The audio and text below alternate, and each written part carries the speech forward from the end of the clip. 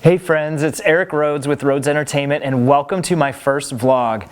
It is April 3rd, 2020 and we are on lockdown for the coronavirus pandemic. Now many of you may know me as a family member, friend, DJ or business owner, and some of you are my wedding clients and people I've gotten to know over the last year or so and have trusted me to do your wedding. And some of you, whether you work with me or not, are getting married quite soon, like April, May, June, or July. Now I know things are uncertain right now. You're probably nervous about whether or not your event's even going to happen. You might feel upset, like things aren't fair. You might even be worried that all the time and money and effort that you put into your event might not even happen.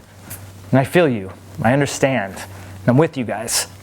And what I'd like to do today is hopefully ease some of that stress and nerves by giving you 3 tips to help you handle this situation and ways that you can approach wedding planning if you are getting married in April, May, June, or July.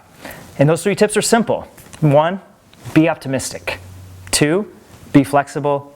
And 3, be proactive.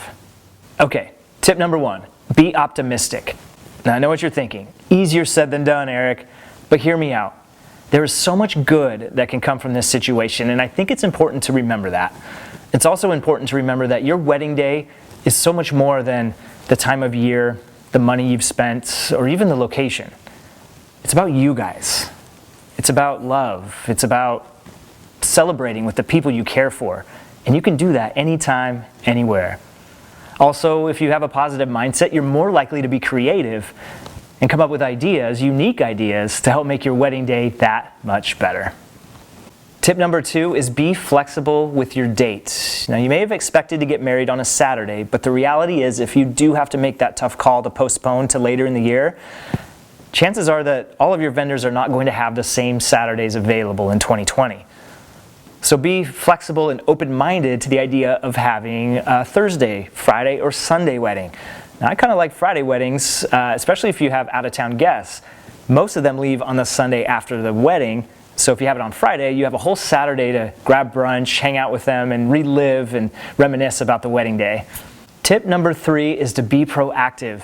Even if you're in that gray area of not knowing whether or not you'll have to postpone, like that late June, July timeframe, start contacting your vendors now. Ask them what their availability is for Fridays, Saturdays, and Sundays for the rest of the year, and then compile all those and find out what dates all of your vendors match up on. Being proactive now and coming up with a game plan will make that transition a lot smoother should you have to postpone.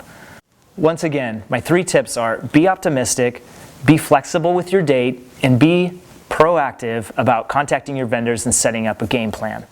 I hope these tips have helped ease the stress even just a little bit and give you some things you can do to help prepare if you do decide to postpone. Stay tuned for my next vlog where I give you some ideas on how you can maximize your downtime in regards to planning music for your wedding.